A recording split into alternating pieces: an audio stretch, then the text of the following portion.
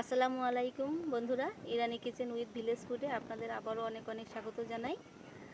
এখানে দেখতে পাচ্ছেন বন্ধুরা মাছ, এটা হচ্ছে জাপানি পুঁটি। আমাদের গ্রাম্য ভাষায় অনেকে বলে এটা চায়না পুঁটির নামে পরিচিত। আপনাদের ওইখানে কি নামে পরিচিত অবশ্যই কমেন্ট করে জানাবেন। তবে এর অরিজিনাল নাম হচ্ছে জাপানি পুঁটি। অনেক বড় সাইজের এই জাপানি পুঁটি মাছটা, এটা অনেক অনেক বড়। আমি আজকে এই আস্তই রান্না করব, দেখাবো আপনাদের।